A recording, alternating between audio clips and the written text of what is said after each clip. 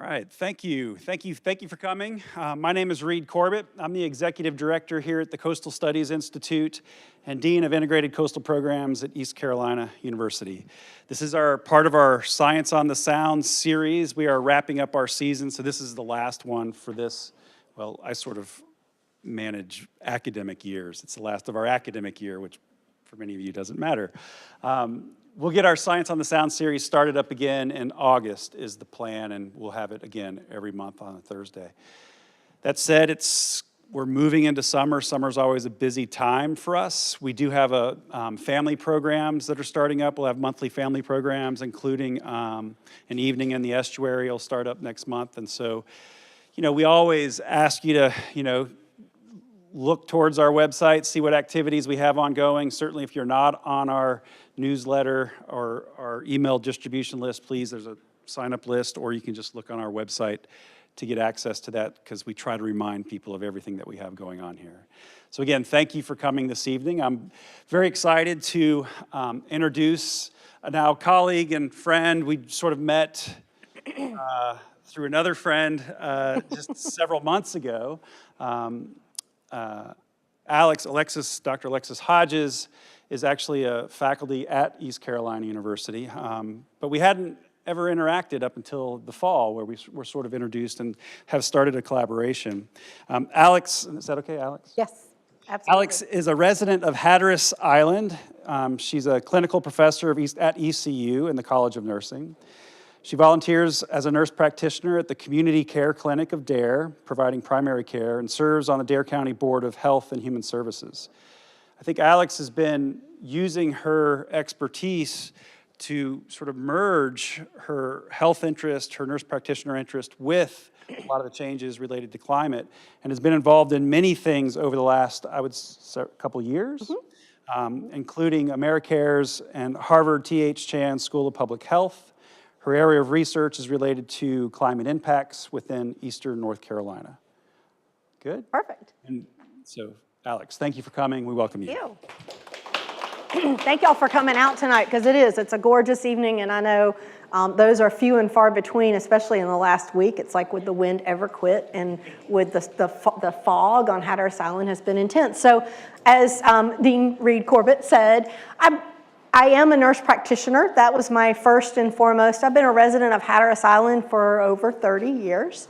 And climate change really became a hot topic for me within my clinic, seeing patients in the Dare County clinic here for Community Care Clinic.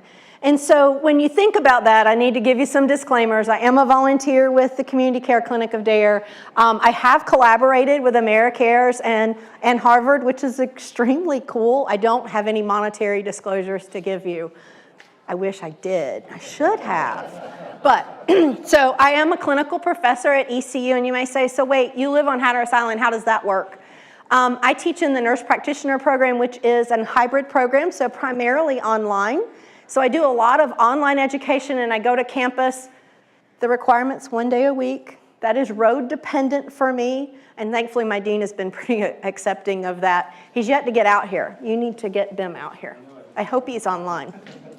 So this is, as you can see, my family. My husband is Dr. Al Hodges. He's a family practice physician who just retired in January from the now whatever you want to call it, Outer Banks Health Avon Clinic. It originally was Hatteras Medical Center, and we've been there since 1992. We have 4 children. And so as you can imagine, raising kids on Hatteras Island and in Dare County, we face kind of all the challenges. So I think that's what really has made me possibly a climate change expert before I even collaborated with Americares. Been on Hatteras Island since 1993. So let me tell you about my initiation to Hatteras Island. When my husband and I, we had just been married a year. I was the baby of the family.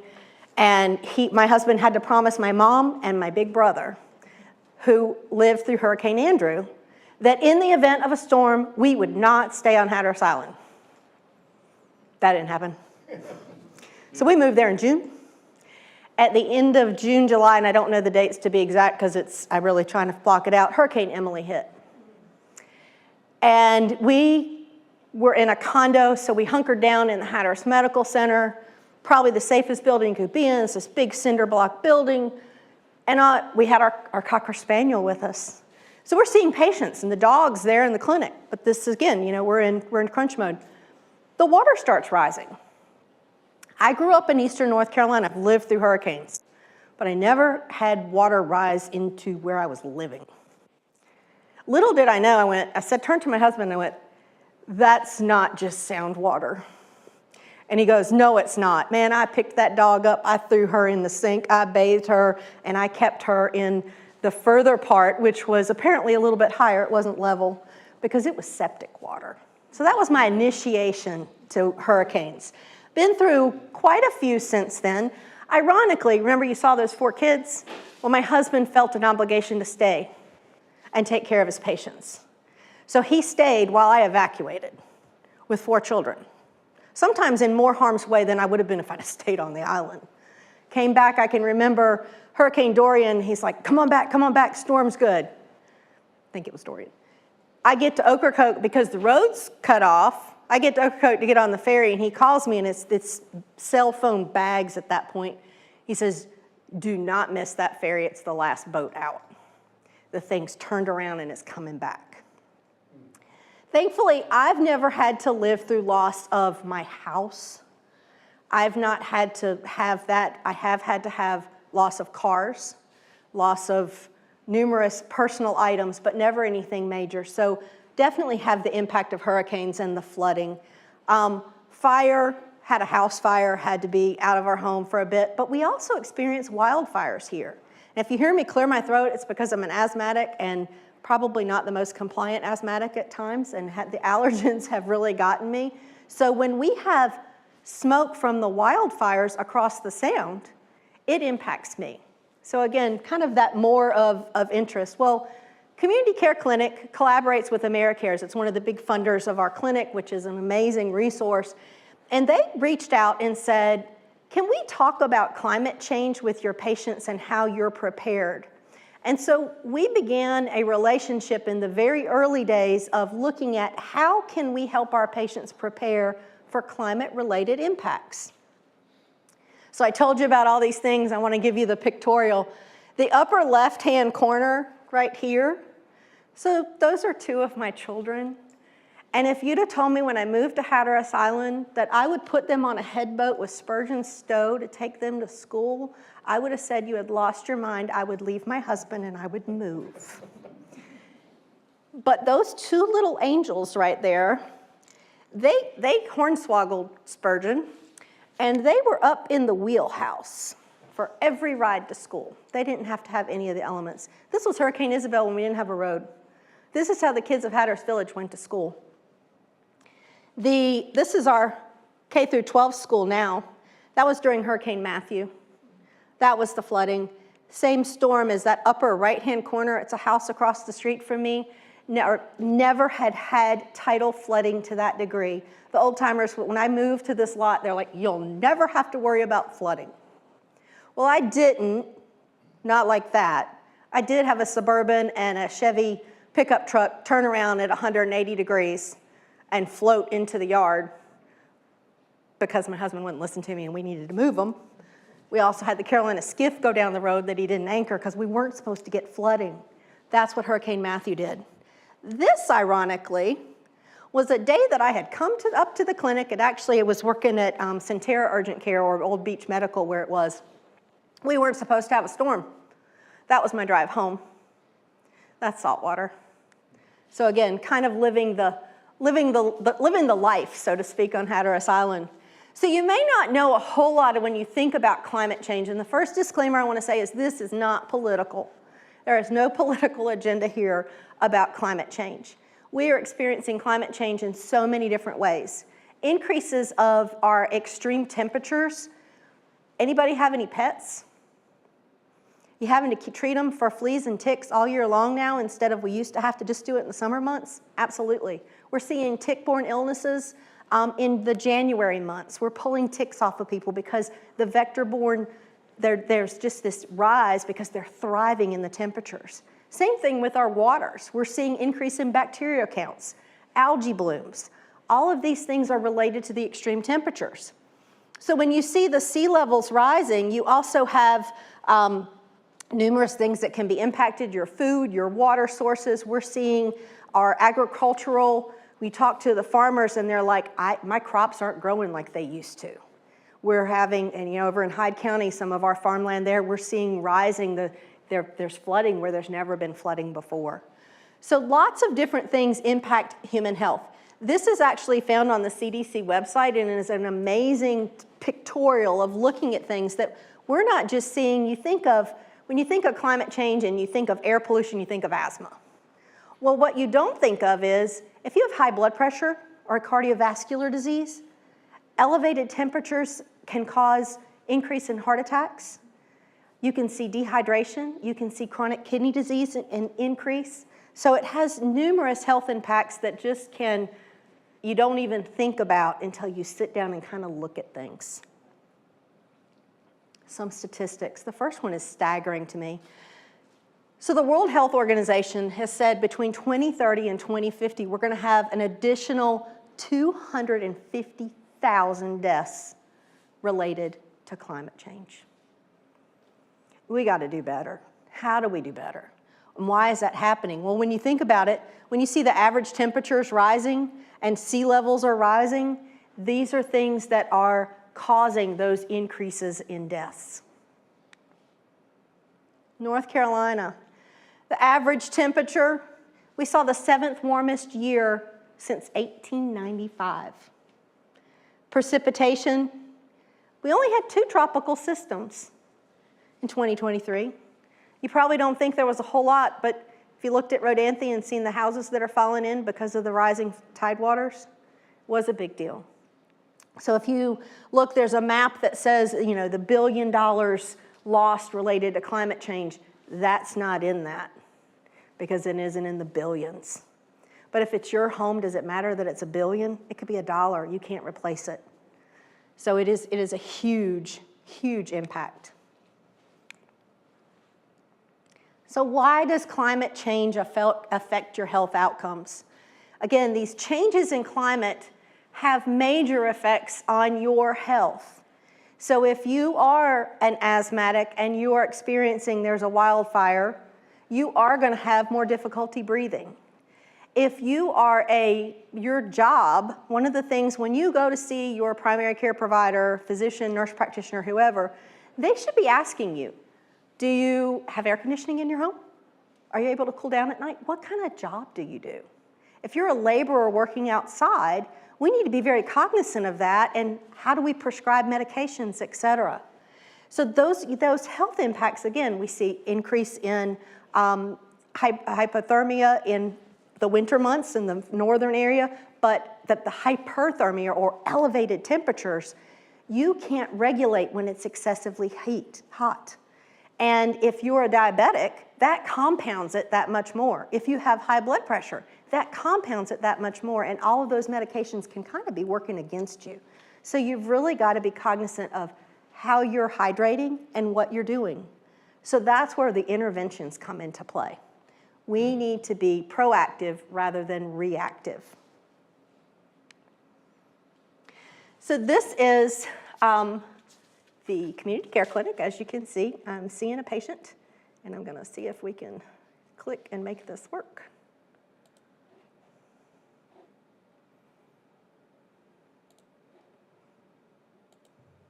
Climate change is not an equal opportunity health problem. When climate shocks arrive in the form of more intense heat waves and wildfires, more devastating hurricanes and floods, the communities most at risk are the ones that have the weakest infrastructure to combat them, and these are often, if not always, in the lowest wealth communities. We work with healthcare providers at 3 clinics and community health centers all across the country. They are seeing the health impacts of climate change affecting their patients, but really aren't getting the resources that they need. So many frontline clinics are in high-risk areas for extreme weather, and they serve patients who are often from low-income and marginalized communities who are impacted by climate impacts like heat waves and flooding and hurricanes, and yet often lack the resources to recover and rebuild. The Climate Resilience for Frontline Clinics Toolkit includes a suite of resources that are focused on specific populations like providers and staff at clinics, as well as patients, and also specific hazards from climate change like wildfires and heat waves and floods. We have resources for people with asthma and COPD, as well as heart disease or multiple sclerosis. The content is available for free on the Americares website, and trainings are being offered to health centers across the United States. Clinic staff can download the relevant handouts, print and share with patients. It's really about what we call patient-centered climate resilience, the idea of thinking about the individual first and what we need to do to protect the individual, and then working backwards to say, how can the health system make that possible? We've seen how resources and attention are really focused on hospitals and bigger health systems, and there hasn't been enough capacity building and resources provided to these frontline clinics that are really on the front line serving their communities. I think the Climate Resilience Toolkit for frontline clinics is so valuable because it meets the needs not only of patients, providers, administrators, and helps us prepare for things that are impacting us on a daily basis. This educational packet and these patient materials has been a pivotal moment, not only for this clinic, but it'll be a pivotal moment for others throughout the nation, and my hope is around the globe.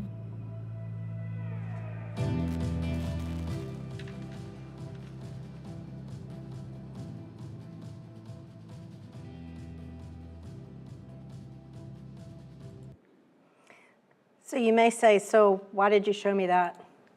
Well, part of this talk is to give you some tools that you can take away from here today so you can individualize your care and your plans for dealing with hurricanes or, gosh, just even extreme heat this summer and how your particular health problems are impacted, but also then go talk to your providers of, do I need to be making some changes of my medicines? Those kind of things.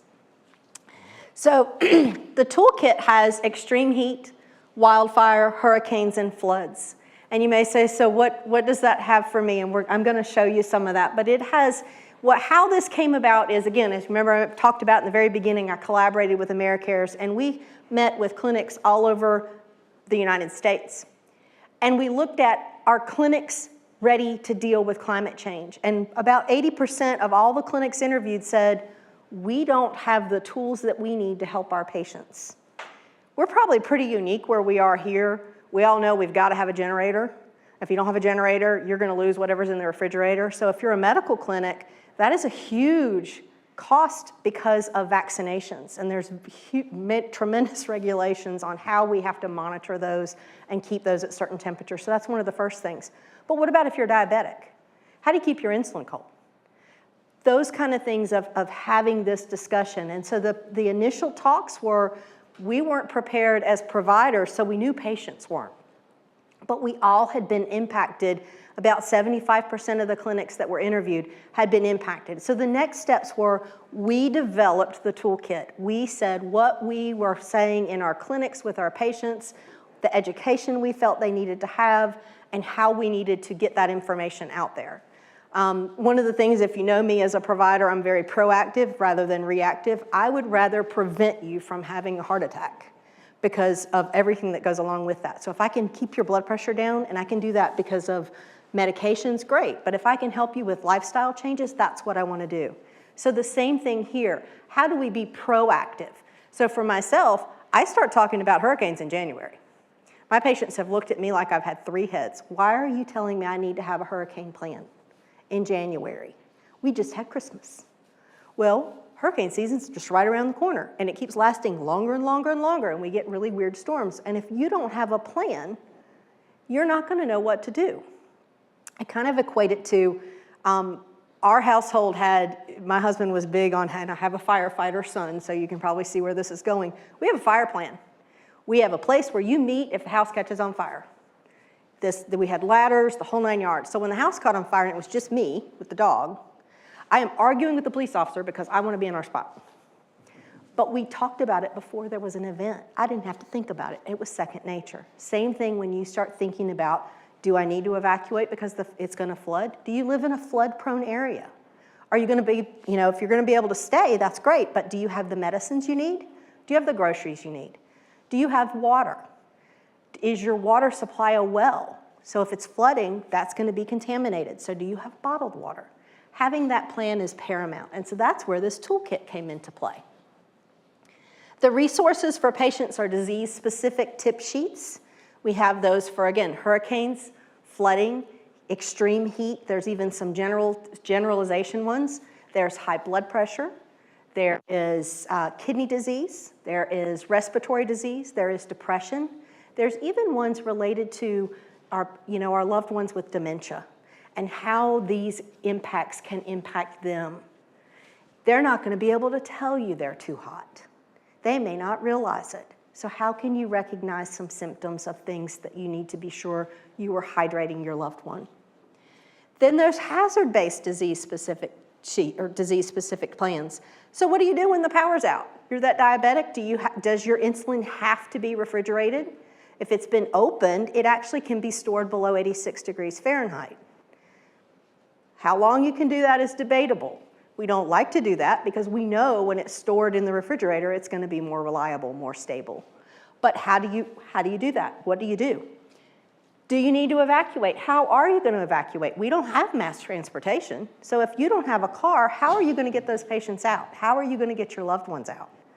Thankfully, Dare County is really good with their emergency management plans and works on those kind of things. But you also need to know, who's your neighbor? Do you need to help your neighbor? What is their plan? So if you have someone next door that you know cannot drive, how are you going to help them? Can you help them? Again, not political. How do you stay safe during a heat wave? I have a patient that I saw that I didn't ask the question. I asked, do you own or rent your home? Because that's on everybody's medical sheet when you check in somewhere. That's as far as we went. I didn't ask any further questions.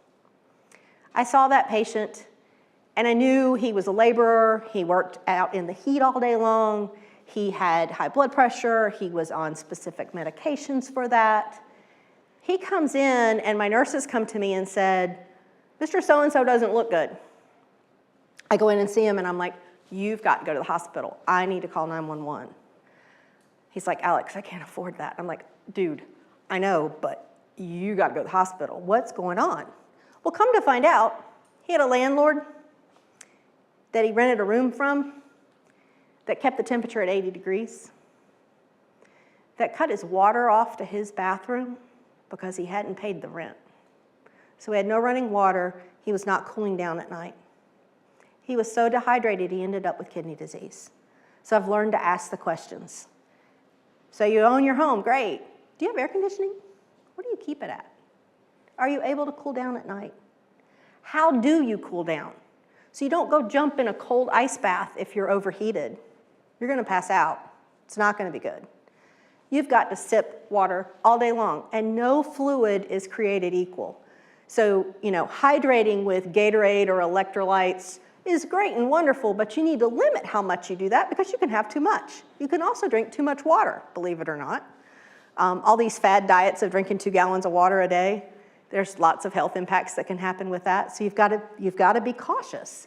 8-ounce glasses of water, just like my mom and dad told me all those years ago, it still holds true today. But water's the best thing you can do to hydrate. Stay cool, 10 to 3 under a tree. Don't work during the hottest part of the day. Wear sunscreen, wear protective clothing. Simple things that we don't think about talking about, but that's where these tip sheets kind of come into play. And then, how do you get your forecast? Do you have weather alerts? I have the OBX weather alert that I was in Charleston recently, and I was getting all these alerts for flooding. And I'm like, I don't need to know this right now. But I did. I needed to make sure my kid wasn't driving his truck through it. So I'm texting him. But are you getting that information? And are you getting it from a reliable source? So some questions to consider, and this is where I'm happy to take questions too from the audience here. Your precautions, making sure you're hydrating. I talked a little bit about that. But what about the air quality? The great thing is our weather apps have that now. So if you're a patient with respiratory diseases and you have the air quality is, poor, And you probably are going to know what your threshold is of where you don't need to be outside. That's something you need to be checking. I personally check that.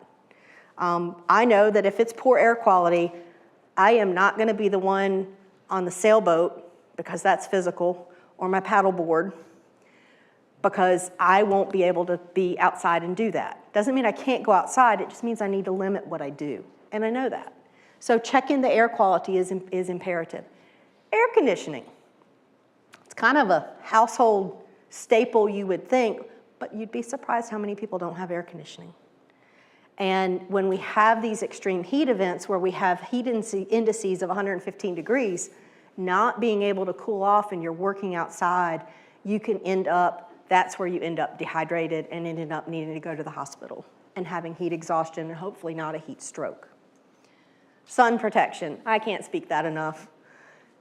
Wearing clothing not only protects you from the heat, but protects you from the harmful UV rays. Use sunscreen. Believe it or not, pearl of wisdom, anything above 30, you're wasting your money. So when you go buy the 70 SPF for your face, because that's what maybe a specialist maybe has told you, or your friends told you it's the best sunscreen since sliced bread and it's $30 a bottle, it's no better than the Copper Tone 30 face sunscreen that's like $7.99. You just need to keep reapplying it. You have to keep reapplying the 70 just as much, believe it or not. Insect protection. Making sure you're using something safe, and depending on where you're going, what it's going to be. When I have farmland in Hyde County, and occasionally I go hunting with my husband. Well, I don't really hunt, I just go. I'll actually use the DEET then, because I don't know if you've been to Hyde County in the summertime, but the mosquitoes will carry you away. So making sure you're being proactive, and then when you leave areas, making sure you're checking for ticks. I've seen patients come in that have had typical Lyme disease presentations, and when I do a full skin exam, I pull a tick off of them in the winter. So if you're working in the yard, going hiking, making sure you're checking for ticks and looking at, making sure you don't have mosquito bites. And then if you have ticks, make sure you're pulling them off correctly, not with tweezers. Believe it or not, here's a little pearl. My husband did not believe me. Again, remember, he's the physician. He didn't believe me until I proved it to him. If you take what I call a little 2x2 or a 4x4, it's a medical grade gauze. It'll do the same thing with a washcloth. Wet it, put like Dawn dishwashing liquid, so a soap, go about 10 times clockwise, 10 times counterclockwise, and 99% of the time the tick will just come right off and you don't have to do anything more. It's amazing. And you're not pulling and you're not leaving the head in, because that's how we end up with tick-borne diseases. Medications. So all of our medications, when they come from the pharmacy, they have all these warning stickers, and how much of them do you want to, how much really do you need to know? Because unfortunately, we're in a day and age where we have to tell you everything that any medication could ever do to you. But if you have a medication that says it's sun sensitive, that means that you could burn or break out in a rash if you go out in the sun. So when our commercial fishermen come in with fish poisoning, quote, end quote, meaning they've probably been stabbed by a shrimp, and they do have a cellulitis, but it probably isn't truly a fish poisoning. It's probably a fish handler's disease. We need to be cautious about what kind of antibiotics we're giving them. Because if I put them on Bactrim or Septra, which you probably have all heard about at some point in time or another, and they go out to work, they're going to get blistered. And I don't care if they are they tan, they never burn, that's just a cold, hard fact.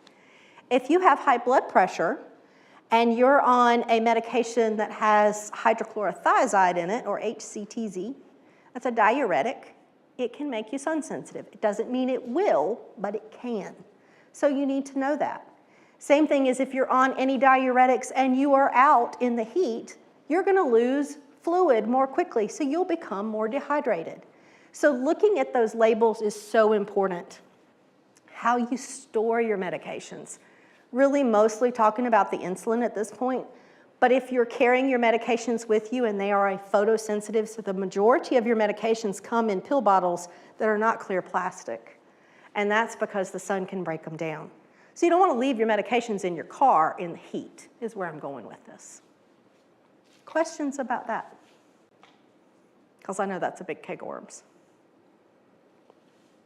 Food for thought.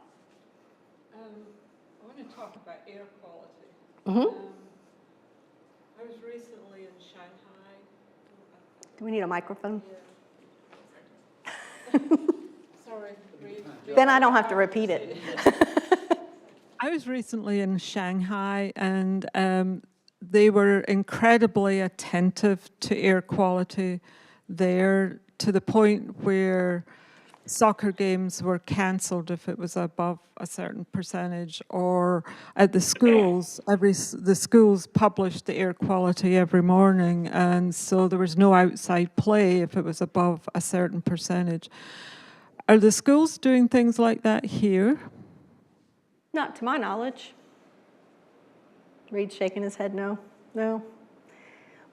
But our air quality primarily has to be something coming from the inland with the forest fire or those kind of things. And yes, when that happens, we probably should be canceling. But I've not heard of any of our sports being canceled because of air quality. Have you? No, I haven't. We haven't. I mean, our last big event was when we were having a lot of smoke from the Canadian fires. Mm-hmm. But I don't know if that was during the academic year or not. I don't think it was. I don't think it was, but a great point. So something to probably be talking to our school board about, and having those discussions, you know, and it is, it just isn't something that we're familiar with. It's kind of like, you know, when COVID hit and people started wearing masks, everybody was all freaked out about wearing masks. But if we look at our countries that have poor air quality, they wear masks all the time. You know, I see that with some of our students who come into work in the summertime, and I've asked them, this was pre-COVID, I asked them, and they're like, because the air no good. And it's because they wear a mask. So it's a great point, but I don't think it has happened. It should. When you showed that video, and it sort of spoke to the lack of available information primarily in low income and marginalized communities. I'm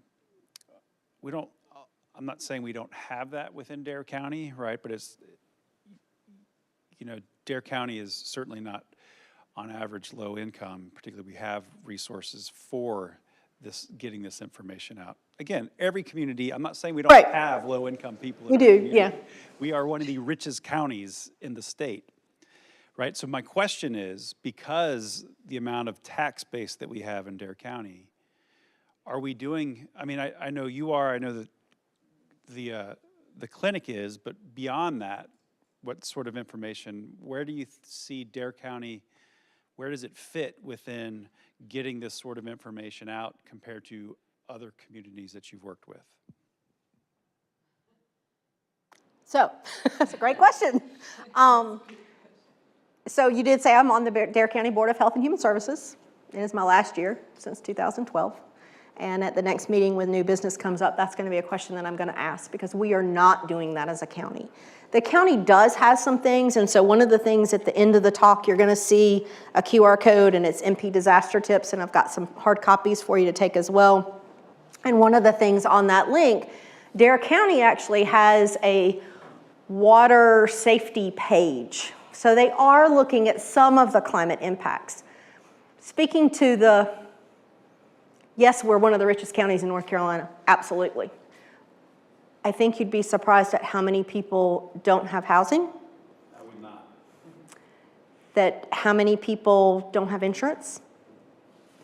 And how many people qualify for the community care clinic of Dare. And when you look at the qualification for the household income, we definitely don't have the infrastructure that we should have. You know, we have room in the inn for our homeless population. I haven't checked recently, so don't quote me on this, but I don't think it goes through the summer months. Right, has it? I was gonna say it just closed. Where do those people go? They're now out in the heat, they're now out in the elements. I have a patient who I know lives in the woods. So I think we need to do better as a county. I think this is also a role for ECU. We have a campus here.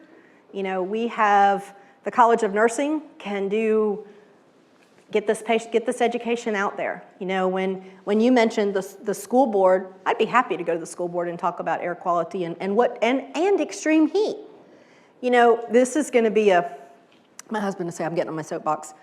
I've always wondered why we have baseball season in the spring and football in the fall, because baseball season in Dare County, we start out really, really cold. It would be great for football, and you could get the football season in.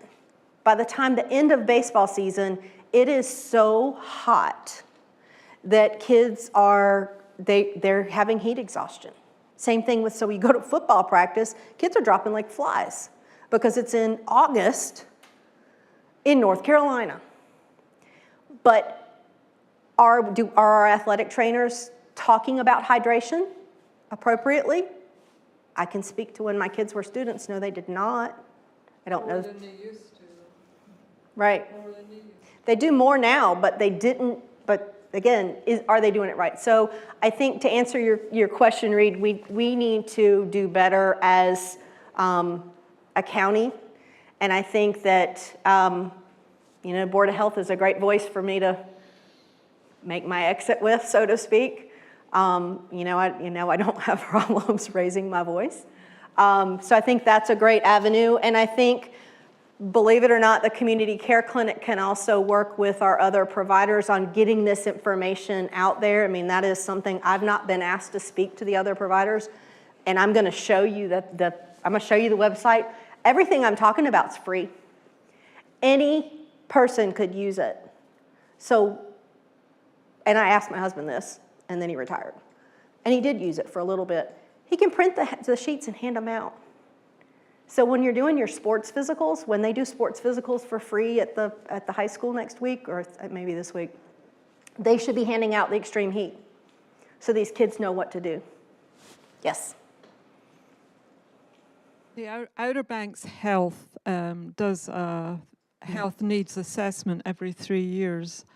The data's already 3 years old by the time it's published.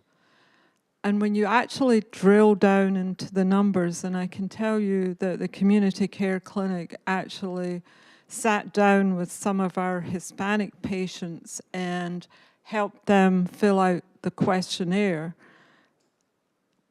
I believe we turned in a substantial number of responses, but when it was published, there was a minimal number of, quote, Hispanic responses in the health needs assessment. So I'm not sure that our local government is actually getting accurate information.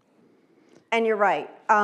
So I was recently in a meeting with Dr. Sheila Davies, our health department director, and it is a new year for the community health assessment, and there are focus groups throughout the county, and we even talked about how can we capture some of the data and some of the things that are happening related to climate, and maybe we need to have some questions that are more focused. So I think that's a great avenue too, is looking at that community health needs assessment, because for those of you that don't know, that's what drives what we have for healthcare. That's how we got the hospital. We realized we needed to have it. Well, we had to prove we needed it. So how do we have an increase in mental health? Because we've seen it on the community health assessment. So I think if we could show that we are having an increase in illnesses, hopefully not fatalities, but we did see Vibrio last year. I think that could be a great an avenue is within that community health assessment. So when you get that email or you see that focus group, have a voice, speak up and say something. Because one person can make change. So this is one of the pages on the general page of the website, and it's looking at how you can be resilient. And I'm not going to read it to you. I want you to. This is it's mostly how we can look at how we correct what we're doing with our environment.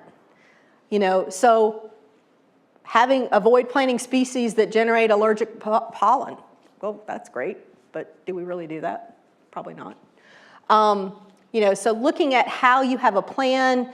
I love this for replacing the cracked or old pavement or concrete. Again, won't get into what's going on in Hatteras Island, but Rodanthe does have an issue, as does Buxton right now, of what's with structures that we've built. So looking at how do we deal with climate change. This is part of the toolkit that we created, having solar energy to reduce power, having policies, having your fossil fuels, backup generators, those kind of things. How do you store batteries? How do you dispose of batteries? Just some general tips that we often don't look at. So ironically, hot off the press today, probably not a topic we want to really think about because it's really not June yet. And I don't know about you, but I got to get my garage cleaned out before we have some flooding so that I'm not dealing with a mess. That was the topic of conversation driving up today. So this was published today. We're going to have a higher than normal season of hurricanes. Not the greatest news, but not the worst news. So how do we prepare for it? So this is one of the kits that I was pretty instrumental in creating, the Hurricane Action Plan. So if you've ever had a child with asthma, they had an asthma action plan. It gave you exactly what you did when they had this symptom and what medicine you give. Same thing needs to be for a hurricane. Same thing for your house fire. You need to have a plan. So having your emergency kit is paramount. We all know we're going to know when a hurricane's coming because it's going to be all over the news.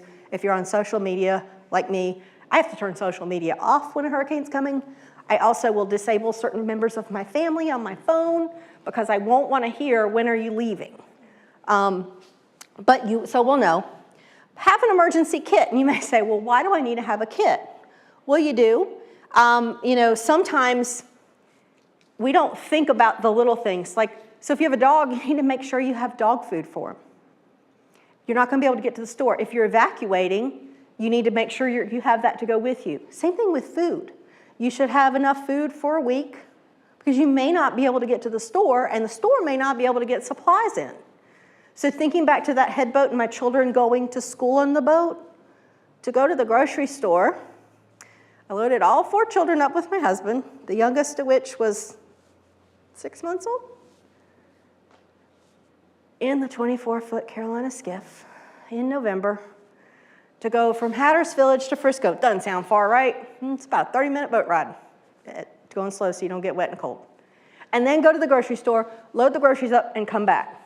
We now have a stockpile. I don't mean to be doomsday, but I keep a Sam's Run and I always had, but I didn't have enough because that went on for 3 months.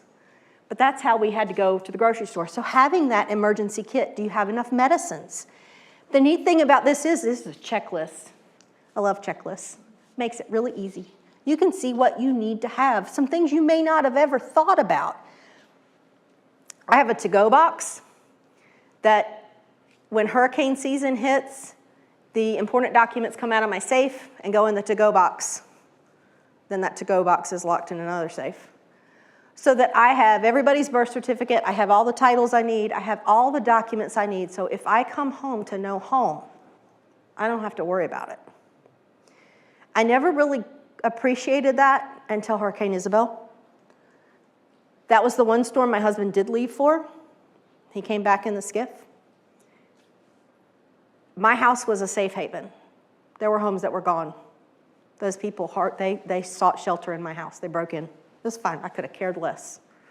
They were safe, they were warm, they were dry. But I was on high enough land. Those friends' houses were gone. There's one that the only thing that stood was when he built his house, he was a restaurant owner eons ago. He had put a safe in. The safe was still there, a bank safe. It was still there. You could see that.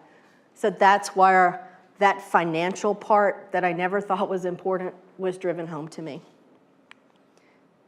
Thinking of your medications, making sure you have a week's supply. But what you may not know is, let's say you evacuate and you lost your medications.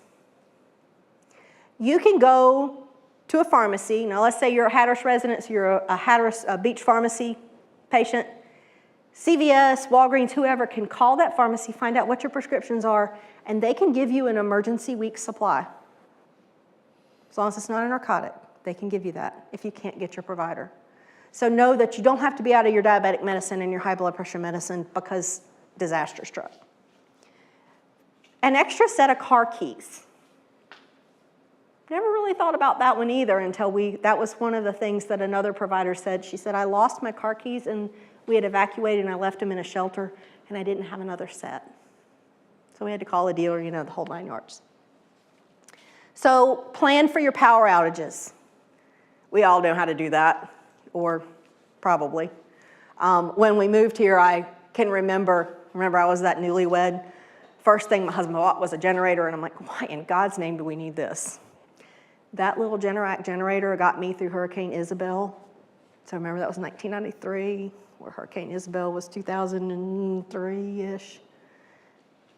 It kept power for myself and the children when I was at my mother's house inland, and it still works to this day. So having a generator, what are you going to do if the power goes out? How's your water going to be safe? And then having a list of names and phone numbers. And you may say, well, that's in my cell phone. Well, if you don't have power, you can't charge your cell phone. And I don't know about you, but I don't remember anybody's phone number anymore. I could rattle off everybody's phone number, and I can't do that anymore. So having it written down sounds kind of crazy, but it's really not. If your phone's dead, you're not going to be able to know how to call if you don't have that number memorized. I honestly don't know that, well, I know I can't. My daughter changed her phone number in South Carolina a year ago, and I still don't have that one memorized because it's not a 252 area code. It just hasn't sunk in, so I would have to have it written down. Know your evacuation zone and route. If nothing else that you take away today, have a plan of how you're going to leave. Because we all know when it does come time, if you are needing to evacuate, that's not a quick and easy process. I can tell you, I personally have sat leaving Hatteras Island, again with all 4 children because my husband stayed home, for hours on Highway 12. I usually try to leave ahead of time. I know when emergency management, I know what the signs are now, and I would leave early. But have your plan. Also having who is going to be your emergency contact. Again, having that number written down. Having your medical provider's numbers written down is extremely important because if something were to happen to you and you need to go be seen somewhere else, they need to be able to call me in Dare County and for me to be able to tell them what's been going on. Have a printed list of your medications.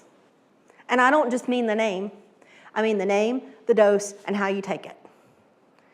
I can't tell you how many times in my career I've had a patient come in and say, I take this little white pill for my blood pressure and this little. It depends on what brand it is. You know, 25 years ago, I probably could have told you what it was, but we have so many different manufacturers now, we're not going to be able to do that, so have it written down. Again, thinking about if you evacuate, if you need help, a lot of our faith-based organizations have a phone tree of, so I'm going to call this person to make sure they're leaving and where they're going. Have they gotten out clearly? I get a call anytime there's a major storm from my church to make sure that we're safe. And then again, having your emergency supply kit. If you're staying, don't go outside. Don't go out on the roads. Emergency management is probably not going to be able to get to you in the height of the storm. And that's putting yourself in harm's way and somebody else. And so what impacts you? Are you ready? Are you resilient? And what changes will you make? Questions?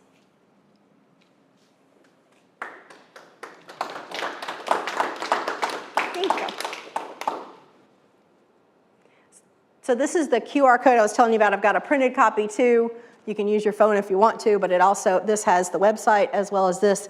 And it is a page I created. It has links to Americares to show you the tip sheets, et cetera, and I'll click to the webpage in just a minute to show you that as well. It also has the Dare County one. It has a couple other things that I just think are so important for us here in Dare County. I'm presenting this some of this same information nationally in Nashville and in Colorado this summer. So a little bit, you may see there's some national stuff on there, but it really is key to Dare County, because if it's something I think is important, then it probably is important for you, and this is my home, and I want everybody to be okay. So let me see if I can make this.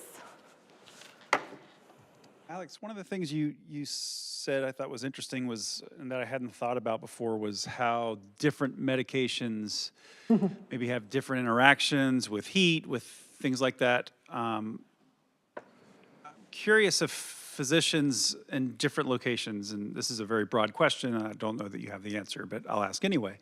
Absolutely. Are people making changes to how they're prescribing different drugs based on where they are, based on things like increased heat islands and those sorts of changes? So they should be. And so that's why I'm actually speaking at 2 nurse practitioner conference on this very topic, because there are classifications of medications that do have, and it really is primarily heat. We don't see a lot of cold being an issue, but primarily heat impacts of the increase in temperature. And when you have extreme heat, your body can't auto-regulate or cool itself down. And if you're a diabetic, you're set up for more dehydration. So if you're on certain blood pressure medicines and then you have diabetes on top of that, you are more prone to that. It is not, I can say, here in Dare County, we're all pretty good about it, but we don't think a lot about, we think more about antibiotics. That's the first and foremost thing that we all think about. I don't care where you are in the country, you're probably going to get that sun sensitivity information. But we don't think a lot about our cardiovascular medications. So for high blood pressure, even just heart disease, even here in Dare County, it's not as well known. So yeah, trying to get that information out there. So this is and I'm showing, you're going to say, well, you've already shown this picture of you, and the video is, to me, is important because it does give that kind of global picture, but finding this toolkit sometimes is hard. That's why it's on that NP tips. You'll just automatically be able to click to this, but you do have to scroll. So what you'll do is you'll scroll down.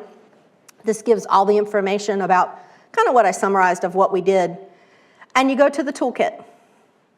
And you can put your information in. You don't have to. It does help Americares and Harvard figure out who's looking at the toolkit. You don't have to do that.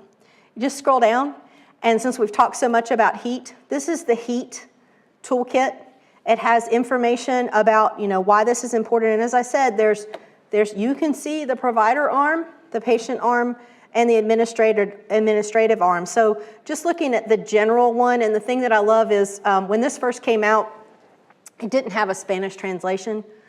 So I don't speak Spanish fluently. I do it enough to get through an office visit. And I was trying to translate these sheets, and that was where I called Americares. I'm like, we got to do something. And so they've made them into Spanish. So this gives you your weather apps, looking at extreme heats, how to hydrate, what your urine should look like. Key point.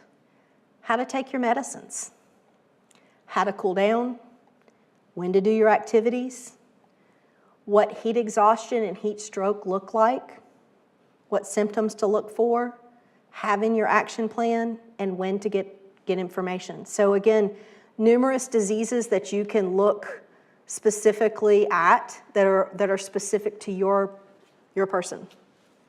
And the other big thing, and I wouldn't be remiss if I didn't say this, the big hot thing right now is drinking the energy drinks. Our youth are definitely guilty of this. I have colleagues that drink a drink called Celsius.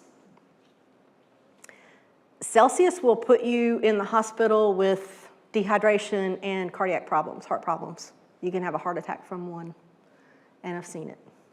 So if you're hydrating with, and Celsius is an example, a soft drink. I'm a soft drink addict. I do drink my Dr. Pepper a day because I don't drink coffee. Believe it or not, I'm a nurse and I don't drink coffee. For every Dr. Pepper I drink, I got to drink at least twice that amount of water to rehydrate myself. So no, again, each fluid's not created equal. Questions? Yes?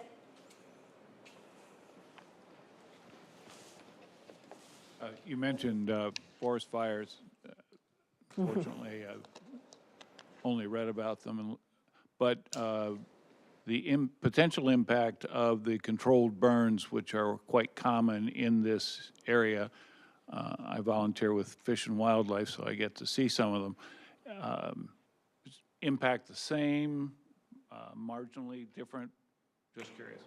I would say absolutely the same. It depends on how close your proximity to the smoke from the controlled burn. I have patients that if they know is a controlled burn's going on Highway 12, they won't come to Nags Head that day because it will cause issues. I have asthmatics, I mean myself included. If I drive through a controlled burn inland even, I can have a response. So yeah, I mean, it again, it's smoke. And it causes that increase in the ozone components and the allergens and everything. So again, it depends on how big it is too. But yes.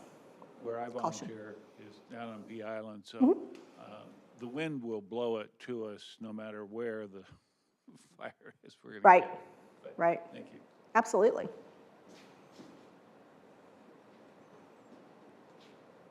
I mean, I can, I know we're getting close on time. I can personally say, my son would kill me if he watches this. I hope he won't be watching it. So my son's 21. He's a volunteer firefighter and is working on being a paid firefighter up here.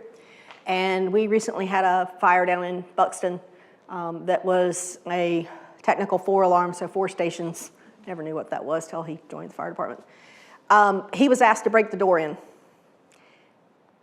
His chief didn't make him put his protective gear on. He inhaled smoke. He had to be treated for that. So just that small amount of time and that exposure, again, different components and different things burning, it depends on what's burning, can cause issues, absolutely. Great question though. Other questions? If you come up with questions, again, don't hesitate to reach out. My email's on the little thing with the QR code in the website, and I'm happy to answer them for you. Thank you again for coming. Thank you, Alex. Appreciate it.